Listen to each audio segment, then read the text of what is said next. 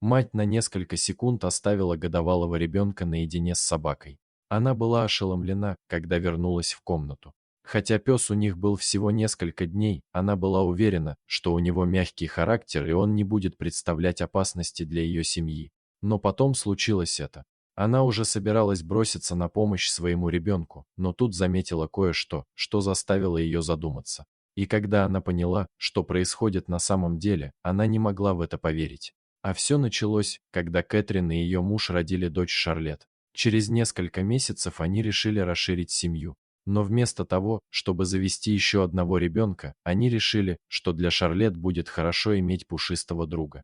Он даст ей безопасность, а позже научит ее чувству ответственности. Но им не нужна была любая собака. Пара подумывала о покупке щенка у заводчика, чтобы у них была собака именно с теми качествами, которые им нужны для их семьи. Однако, они также хотели подарить собаке хороший дом, у которой его еще не было.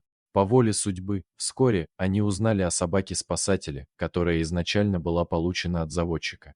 Единственная проблема заключалась в том, что ее порода имела репутацию агрессивной и непредсказуемой. Это был взрослый кобель-доберман. Собак этой породы изначально разводили как личных сторожевых животных, поэтому они генетически предрасположены к защите и проявлению агрессии. Но было что-то особенное в этой собаке, с которой столкнулась Кэтрин. Заводчик продал собаку покупателю, но позже узнал, что с ним плохо обращались, и забрал его обратно. Его состояние было ужасным. Он был голоден, и у него были сломаны ребра, что позволяет предположить, что его постоянно били. На самом деле все было настолько плохо, что ветеринары решили его усыпить. Но тут в дело вступила Кэтрин. У ее мужа были некоторые отговорки. Правильно ли они выбрали собаку для семьи? И действительно ли они все продумали? Он не хотел, чтобы радость от появления нового члена семьи затмила их суждение.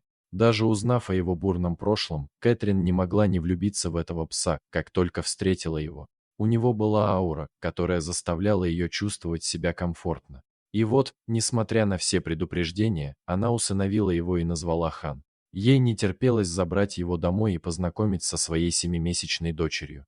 Но это не означало, что она будет безрассудно вести себя с новой собакой в своем доме. Она решила принять все меры предосторожности. Первые дни, когда Хан был в доме Кэтрин, ни она, ни ее муж не сводили с него глаз. Малышка Шарлетт была очарована своим новым пушистым братом, и он, казалось, хорошо вел себя с ней. Он всегда был спокоен и нежен. Кэтрин подумала про себя, что приняла правильное решение, хотя и оставалась осторожной, когда собака и ребенок были рядом. Но затем, в один прекрасный день, вся ее точка зрения изменилась. Кэтрин оставила Хана играть в саду с дочерью, пока она мыла посуду на кухне.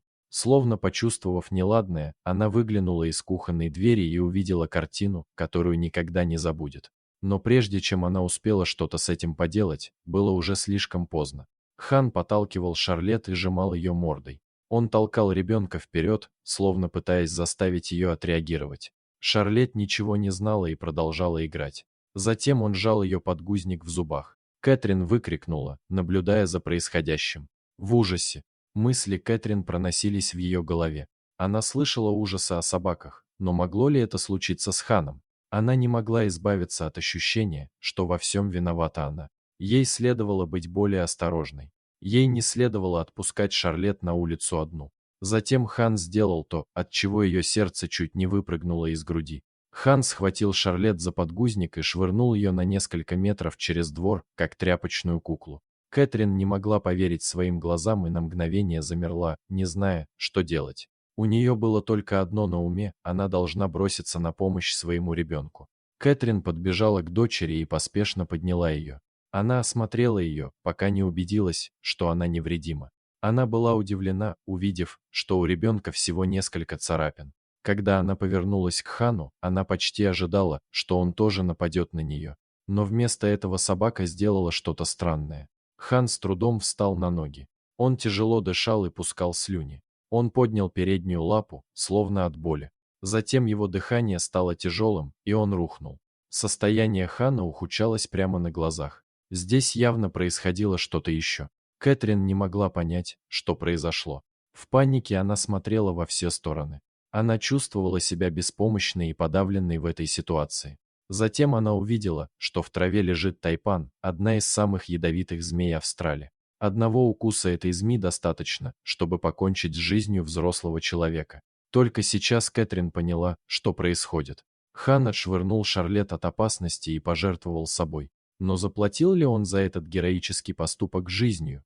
Зная об опасностях австралийской дикой природы, Кэтрин знала, что это гонка. Со временем пришлось срочно бежать к ветеринару за противоядием, потому что иначе у пса было мало шансов выжить. Была только одна проблема. Кэтрин была дома одна с Шарлетт, но она не хотела, чтобы пес умер после того, как он спас жизнь ее ребенку.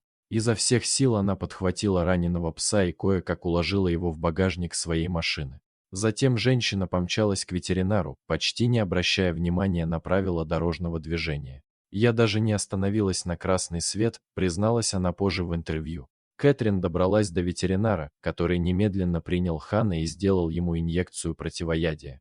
Хотя Кэтрин очень хотелось узнать, как себя чувствует ее собака, ветеринар сказал ей, что им придется подождать до следующего утра, чтобы увидеть, подействовало ли противоядие. Она неохотно пошла домой, не зная, чем все закончится. Укус тайпана обычно смертелен.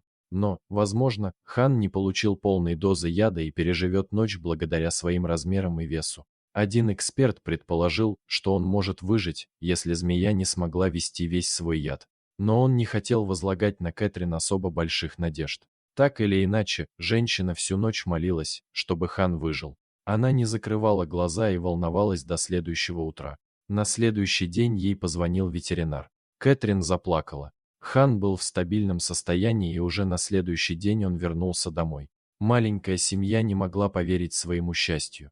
Дорогие зрители, если вам понравилось это видео, то ставьте лайк и подписывайтесь на наш канал. До свидания.